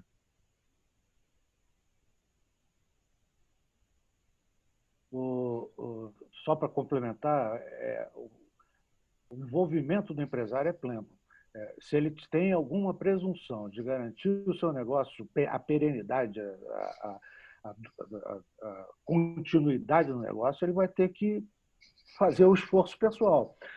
Então, eu conheço vários pequenos empresários que agora, em abril, tiraram o dinheiro das suas poupanças pessoais para botar na empresa. Então, por exemplo, eu conheço pessoas que têm barbearia em shopping. O shopping está fechado há 30 dias. E ele bancou lá todos os barbeiros e tal. E, obviamente, não foi com o faturamento da barbearia, nem com o caixa excedente da barbearia. Agora, a questão é quanto tempo esses empresários conseguem manter isso. Olha só, eu falei da Natura, 60 dias de estabilidade. Será que ela tem caixa para mais 30 depois? Ou são 60 e aí é o caixa para começar a desmobilizar a atividade, ou parte da atividade? Essa é que é a preocupação. Se nós não tivermos um norte muito claro do que se pretende fazer, tá certo? As empresas não conseguirão fazer os seus planejamentos. Tá? É isso, não adianta. Pensa racionalmente o cara que é dono da barbearia. Eu botei dinheiro agora, mas se eu não tiver uma expectativa de caixa mais para frente, ou seja, de retorno de atividade mais para frente, esse cidadão vai botar novamente o dinheiro dele no bolso? Vai tirar do bolso novamente? Ou ele vai usar o dinheiro para começar a desmobilizar a atividade dele? O que falta nesse momento, eu acho, é uma perspectiva. Olha só, eu sou professor de economia, né, e uma das coisas que eu me bato a beça em economia é que expectativa é uma variável econômica. Expectativa não é uma coisa filosófica. Expectativa altera o comportamento do demandante, altera o comportamento da empresa. Então, se a gente não conseguir construir uma expectativa, e eu não estou falando em que momento vai acabar o isolamento social, não é isso que eu estou dizendo, não. Se nós não tivermos claro qual é o passo seguinte, que como país, como nação nós vamos dar, eu não vejo como é que os empresários, a não ser aqueles que têm vínculo com capital internacional, etc., como é que eles vão sobreviver. E agora, Davi, é óbvio que o dinheiro pessoal do pequeno empresário está em jogo. É óbvio, isso é óbvio. Do grande empresário, o caixa do grande empresário. As empresas estão fazendo sacrifício, ou vão fazer o sacrifício. Agora, antes de passar a palavra de novo para o Fabiano, tem outras perguntas, mas tem uma questão que é importante, tá certo? Vai ter muita empresa que vai usar a crise para jogar o seu custo artificialmente para baixo, tá certo? Vai ter muita empresa que vai ganhar. Se você pegar a lógica do demonstrativo de resultado, o cara vai ter um lucro danado nesse período, por vários motivos. Primeiro, porque, por exemplo, eu conheço um outro cara que é dono de uma posso dizer, não vou dizer quem é um restaurante japonês. Ele não está aberto ao público, mas está vendendo uma barbaridade por delivery. Em compensação, mandou todo mundo que atende o público embora. Então, o custo dele caiu e ele está vendendo mais ou menos o que ele já vendia. Pô, na boa, este cara está fazendo o que é racional para o negócio dele, mas é socialmente irracional. É isso que a gente está falando. E a palavra central ali, cooperação, solidariedade, é nesse sentido. Não adianta fazer o que é racional para o seu negócio. Eu estou falando demais, desculpe. Vai lá, Andrei. Tem um monte de pergunta aí. Tem aqui uma pergunta do Marcos Gelain, e ele fala, né, entendendo a importância do governo intervir na economia para amenizar a crise. Mas quais são os maiores riscos destas intervenções? E aí eu vou me permitir aqui lembrar de uma frase do nosso Milton Friedman, né? Não há nada mais definitivo do que um programa temporário do governo. E aí eu queria aproveitar aí, Fabiano e Ronaldo, exatamente, se de fato esta intervenção for uma lógica de Estado, ela é temporária e ela é pontual, mas ela tem o perigo de flertar com ser uma lógica de governo, que aí passa a ser mais perene. Vocês também têm essa visão? No caso brasileiro, hoje eu não tenho, não. Porque, na verdade, o governo brasileiro, o Diogo deixou isso muito claro na fala dele, tem uma visão liberal de mercado e tal, e tudo que está se fazendo nesse momento é antítese do liberal de mercado e tal. O Paulo Guedes jurou, durante a campanha eleitoral, que o déficit público seria revertido, você sairia de déficit para superávit durante os 4 anos de governo. Um cara que diz isso no início do governo e depois diz assim, o déficit público, vamos quebrar a regra de ouro e vamos explodir o déficit público, ele está indo contra a própria natureza dele. Portanto, quando acabar a fase mais crônica, provavelmente a natureza do governo volte ao que a gente conheceu em 2019, tá certo? Então, neste caso, eu acho que o Friedman está equivocado, tá certo? Agora, qual é o risco? Vou passar para o Fabiano, mas tem alguns riscos. Por exemplo, eu entendo o senador que, de boa fé, não o que está fazendo oposição pela oposição, mas que, de boa fé, falou o seguinte: não pode se dar tanto poder ao Banco Central de comprar dívida privada, porque essa compra pode ser seletiva. E isso seria um risco, tá certo? Todo mundo entendeu o que eu quis dizer, né? Vamos atender aqui a determinados interesses com essa compra. Pô, eu estou dizendo que isso vai acontecer? Não, mas é um risco que poderia acontecer. É um risco que pode acontecer você ter uma taxa de juros estrondosa e voltar a ser uma... As pessoas não lembram disso, né, Fabiano? O Brasil teve, durante 10 anos, a maior taxa de juros real do planeta. Não é mais. Hoje é a 4ª, porque, graças a Deus, tem a Argentina aqui do lado que resolveu ajudar a gente, tirar a gente desse ranking tão ruim. Mas, na boa, a gente pode voltar a ser a 4ª, a primeira maior taxa de juros do planeta. Outro risco. Mas vai lá, fala aí, Fabiano. Não, o que eu ia falar é um conhecimento do economista Douglas North, que ele fala que algumas mudanças institucionais elas têm que ser abruptas para dar certo, tá? Então eu acho que, ao mesmo tempo, o exemplo que você citou, que há algum tempo atrás teve a Lava Jato, uma série de coisas, criou uma mudança institucional de governança. Eu acho que talvez essa crise tenha que mudar o nosso conceito institucional de Estado. Exatamente buscando, ao mesmo tempo que eu estou falando da gente ter uma visão de longo prazo para as nossas vidas ou para nossas empresas, a gente tem que ter consciência que nenhum Estado vai nascer, nenhum senador, nenhum deputado vai acordar de um dia para o outro falando agora eu vou ajudar o Brasil, porque ele passou 50 anos não ajudando os empresários em nada. Mas se essa mudança institucional vier de nós, na busca dessa solidariedade, escolher políticos mais responsáveis e cobrar desses políticos mais responsáveis, talvez essa mudança institucional seja interessante.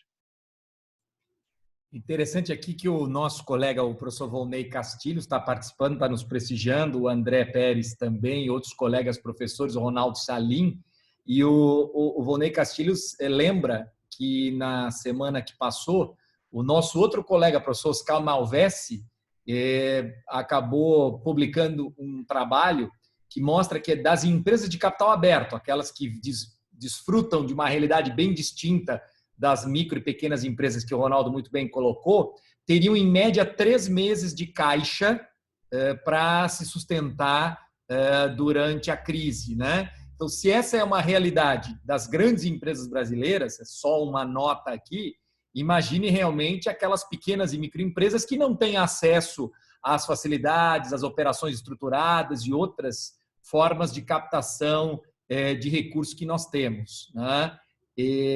O Júlio traz um outro comentário interessante, que o Brasil é um país produtor eminentemente de commodities, e essa não seria uma oportunidade de alavancar conteúdo nacional com microempreendedores mais sustentáveis? E aí eu tento fazer uma conexão rápida com um comentário do colega professor Ronaldo Salim, que comenta uma pergunta que ele faz em sala de aula para os alunos, né? Ele diz o seguinte: imagine que você tem uma fábrica de lápis em Caxias do Sul, no Rio Grande do Sul, e há uma notícia de petróleo lá em Vitória. E o que isso tem a ver com a fábrica de lápis? O professor Ronaldo me perdoe se eu não estiver fazendo a reprodução adequada. E a maioria dos alunos não tem nada a ver. Petróleo, fábrica de lápis. E aí é que está a questão da visão de longo prazo, das cadeias produtivas. Faz sentido, e aí, Júlio, eu vou me permitir colocar um ingrediente de pimenta aqui. Será que essa visão não é muito da ideia de campeões nacionais? Como fazer isso sem, eventualmente, os vícios do passado, de privilegiarmos um outro segmento, sem que eles tenham a competitividade necessária? Pode ser Fabiano, Ronaldo. O meu som estava desativado aqui. Olha só, em primeiro lugar, Andrei, a professora Rita Ritz está nos assistindo, a professora Márcia, a professora Fabiana Pinheiro, tem um bando de colegas, eu não vou nem lembrar todos, eu fui entrando, mas não sei quantos estão aí. Mas tem vários colegas nossos e seria legal se eles pudessem participar. Mas olha só, eu acho que a gente está precisando de novo botar o pé no chão e dizer o seguinte: é óbvio que seria ótimo se a gente tivesse empresas com conteúdo nacional, tecnologia própria, etc, etc, etc. Só que isso não é a realidade brasileira. Olha só, vamos nos afastar no tempo um pouquinho. Lá no Plano Real, nós desnacionalizamos a produção nacional. Você não renacionaliza a produção nacional, que e o Fernando Henrique esteve no governo 12 anos. Tá certo? Vou pegar os primeiros anos do Lula, vamos jogar isso aí para os 18 anos.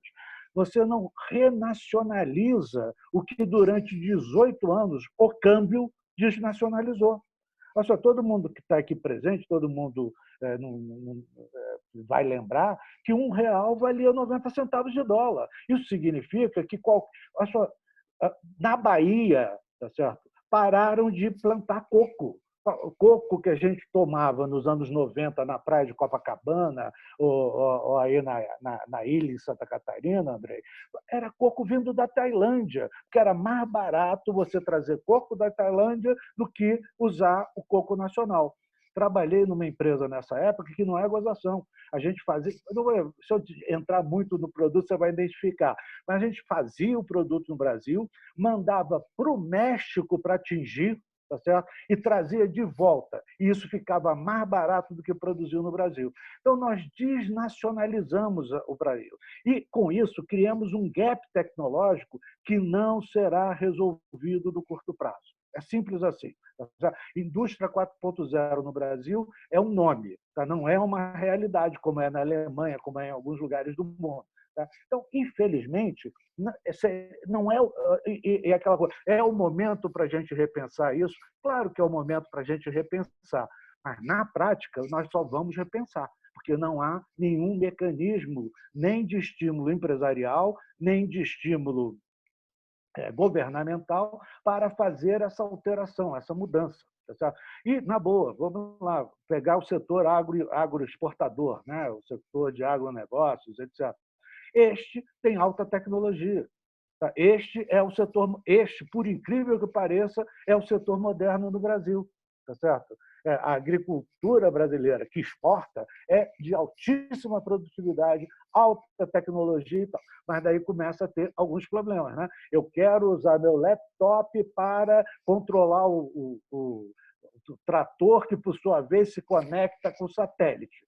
Só que, para isso, eu tenho que montar um pool de produtores e comprar espaço no satélite, porque a internet não chegou no campo. Tá certo? Isso eleva o custo dessa tecnologia, uma barbaridade. Então, É o momento de a gente repensar o Brasil? Certamente. Tá? Mas eu acho que muito mais no sentido que o Fabiano falou, no sentido da cultura, no sentido do comportamento do empresário, do empreendedor deixar de dar cotovelada e se transformar em... Porque a diferença para mim, Fabiano, entre o empreendedor e o empresário é que o empresário faz plano, como você falou. O empresário tem orçamento, o empreendedor dá cotovelada, né? Aperta para lá, dá um chute para cá e vai andando e vai tentando botar a vida em ordem. Está na hora da gente fazer isso. Outras coisas, eu acho que não é o momento da gente pensar nisso. É o momento de entrar na pauta para o futuro. Mas eu sou um pessimista, tá certo? Vocês podem ficar... Não e uma das coisas que a gente tem que... E uma das coisas que a gente tem que repensar, Ronaldo, é o nosso nível de produtividade, né? Nível de leitura, nível de cultura, nível de estudos, etc. Então, você mesmo falou que, por conta... Leu um livro de quantas páginas de ontem para hoje? 318, né? 318, e era um livro sobre o Américo Vespúcio. É a falta de ter o que fazer completa mesmo.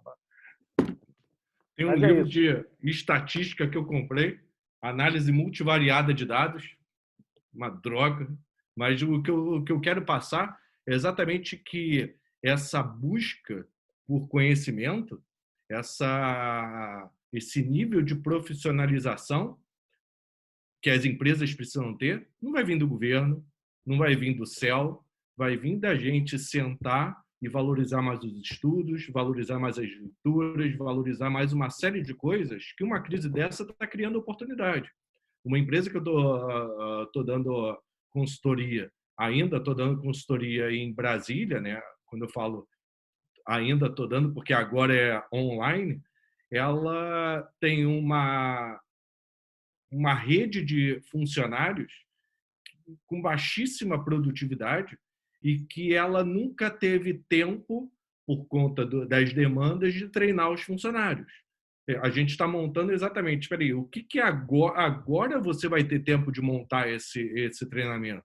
Agora é a oportunidade de você aumentar a produtividade dos funcionários, porque quando der a retomada, o teu funcionário está muito mais treinado, está muito mais eficiente, está muito mais engajado. Uma série de considerações que a empresa tem que pensar exatamente nesse momento. Então, eu acho que é uma excelente oportunidade de cada um aqui de pensar, será que eu estou me dedicando aos estudos? Será que eu poderia me aprofundar mais sobre esse tema? Agora a gente tem tempo. Agora eu sei que cada um, às vezes, está até com menos tempo, porque está cuidando. Minha irmã, por exemplo, está tendo que ser professora, além de professora universitária, ela é professora agora dos filhos em casa, ela está nesse trabalho maior. Eu sei que muitos estão assim, mas é a hora da gente repensar vários conceitos das nossas vidas. Andrei, antes de você falar, deixa eu só fazer uma brincadeira com o Fabiano. Claro. Esse livro aí que você mostrou é do Hare e Atiale, é isso? Não Nossa, fala que é ruim, não, cara, porque senão a professora Fabiana Pietro, o professor Paulo Rogério, que trabalham com análise fatorial, vão querer o teu pescoço, cara. O livro é ótimo, certo? Não diga o livro é ótimo mesmo, mas... O tema é árido, né? Tá bom. Vai lá, Andrei. Não, é que uma das palavras que apareceu lá na nossa nuvem era a inovação, né? E aí tem aqui uma contribuição da Beatriz e do Taysir. O Taysir foi nosso aluno lá em Passo Fundo, do MBA Gestão Empresarial, e ele está muito ligado ao agronegócio, mas com um viés tecnológico. Ele é um empreendedor de grande sucesso nessa área, já ganhou vários prêmios, e ele faz exatamente esse comentário, né? Que a inovação permite desligar uma chave e ligar outra, desde que ela já esteja dentro do DNA das organizações, que de algum modo vai ao encontro do comentário da Beatriz, que diz o seguinte: mas a inovação é uma ferramenta de alavancagem. E aí, Beatriz, eu vou me permitir tentar responder, ou pelo menos comentar um pouco a respeito disso, para aquelas empresas que de fato já vinham investindo em inovação. E aí, eu tenho dito isso em sala de aula, tenho comentado nos fóruns nos quais eu participo. Frequentemente a gente acha que inovação é uma caixinha com luzes coloridas piscando. Esse talvez seja o primeiro equívoco. Isso não é inovação. Tá? A inovação é algo muito mais abrangente, muito maior. É do mesmo modo que a gente acha que transformação digital é usar um aplicativo ou um software. Também não é. Então, aquelas empresas que já entenderam isso, aquelas empresas que já entenderam que inovação é uma ferramenta que permite uma mudança de paradigma, que permite apreender novos horizontes, de buscar outras oportunidades, estas eu acho que vão ter um caminho bastante bem pavimentado. Mas aquelas que não têm isso na sua cultura, não têm isso no seu DNA, talvez vão sofrer um pouco nessa direção. Mais do que isso, e aí o professor André Pérez faz esse comentário, né, é estudar muito e observar muito. E que às vezes a gente frequentemente esquece. E não esquecermos da inovação incremental. A gente frequentemente pensa só na disrupção. Aquela disrupção tecnológica, aquele processo disruptivo. Mudei radicalmente de noite para o dia. Mas, às vezes, a inovação incremental é aquela que a gente observa ao longo de vários anos ou de vários períodos. Ela é também importante, ela é também uma ferramenta de mudança de paradigma para a organização. Usando o termo em inglês, ela é uma game changer, ela muda o jogo. E essa talvez seja uma questão que eu comentei com vocês há pouco, que eu acho que precisa ser endereçada, talvez não agora, mas no horizonte das próximas semanas. Será que o meu modelo de negócio tem que ser modificado? Será que o meu jeito de fazer negócio precisa ser modificado? E aí, o home office, por exemplo, que todos nós fomos submetidos quase que de maneira forçada, tem provocado, pelo menos em mim, essa reflexão. Será que eu preciso de grandes espaços para back-offices enormes? 1.500 metros quadrados, andares inteiros? Ou será que se eu tiver uma boa infraestrutura de tecnologia da informação para dar segurança, apesar da LGPD, da Lei Geral de Proteção de Dados, ter sido postergada a sua implantação definitiva, que seria em 1º de agosto de 2020, mas eu preciso ter uma infraestrutura robusta de tecnologia da informação e eu ter processos muito bem mapeados no âmbito da minha organização, muito provavelmente a minha produtividade tende a ser maior e o meu custo com a alocação desses espaços vai ser realmente menor. Então, são várias oportunidades que a gente tem, né? Não é só no âmbito exatamente da tecnologia, mas de pensarmos maneiras diferentes de fazermos a mesma coisa. O Yuval Harari, do livro Sapiens, Homo Deus, 21 lições para o século XXI, escreveu um artigo no Financial Times há algumas semanas, em que ele diz o seguinte: o mundo está mudando radicalmente e aquilo que levar-se-ia aí décadas para ser modificado, está sendo modificado em alguns dias ou algumas semanas. Que nós aproveitemos isso de uma maneira positiva. Eu estive num debate na semana passada em que um dos debatedores falou: o grande perigo é o business as usual, é voltarmos ao que era antes. Então, que nós possamos entender que há possibilidade, que nesse momento de crise nós estamos construindo. Nós já estamos nos encaminhando para 21 horas e 25 minutos. Ultrapassamos em 25 minutos o horário. Tem ainda alguns comentários. O Sérgio Weckerlin, lá da Copel, foi nosso aluno do setor elétrico lá em Curitiba, né? Falando sobre essa questão de empreendedor e de empresário. O Ronaldo Salim comentou que teve que já se ausentar. Agora, né, o Ronaldo lembrou, estou vendo a professora Márcia Mello, eu vi que o Eduardo Holder está aí, e vários outros que eventualmente eu não consigo listar aqui todos, né, mas agradecer a presença de vocês. A Maria Eugênia, nossa aluna, que também trabalha muito com inovação, foi nossa aluna do MBA Gestão Financeira, Controladoria e Auditoria. Se você não falar da minha mãe, não serve, hein? Porque minha mãe eu vi a dona Kátia aí, eu vi a dona Kátia também, estava ali prestigiando. Eu vi que o meu pai e minha mãe também estão prestigiando, também estão aí, não estão no vídeo, eu acho. Mas o André disse assim, vamos fazer essas reuniões mais frequentes. que bom que nós pudemos nos encontrar nesse dia 13 de abril. Nós tivemos aí, ao longo de todo o período, um número constante de 70, 75 pessoas participando.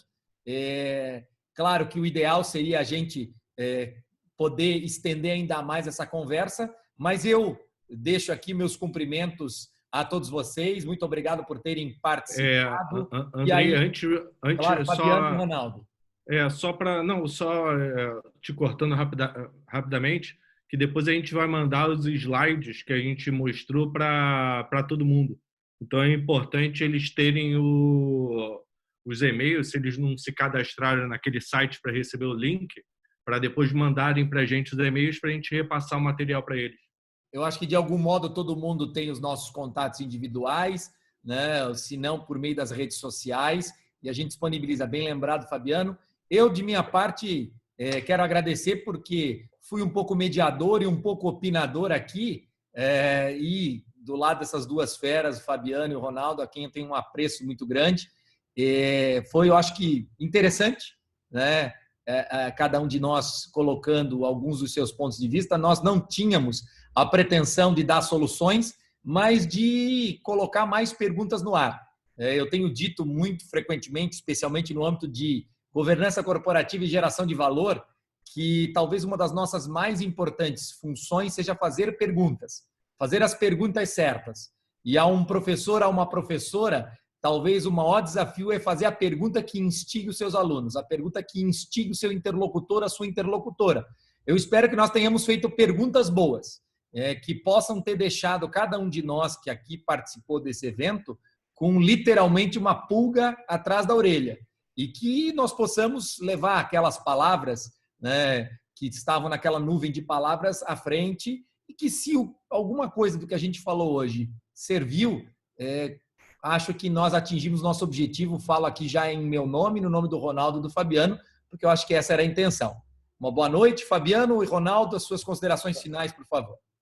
Sem considerações. Eu queria só comentar, agradecer a todo mundo e reforçar o que eu falei. Eu acho que são momentos de crise, em completo caos, que a gente aprende a mudar, que a gente questiona vários conceitos e que a gente se torna pessoas melhores. Eu acho que uma crise dessa tende a fazer nós, como pessoas, melhorarem. Eu sei que cada um está com saudade dos familiares, está repensando a vida em casal, ou a vida com os filhos de uma maneira diferente. Então, a gente tem que usar esse tipo de acontecimento para nos tornarmos pessoas melhores e fazer com que as nossas empresas se tornem organizações melhores. Acho que é uma oportunidade, infelizmente, única, mas que a gente pode aproveitar. Bom, eu queria também agradecer, foi um papo ótimo. Eu pelo menos me diverti muito e botei para fora várias das minhas tensões recentes. Agradeço a todos por terem me ouvido. Tá certo? Muito obrigado, de verdade, foi ótimo. Valeu, Andrei, valeu, Fabiano. Gente, uma boa noite e cuidem-se.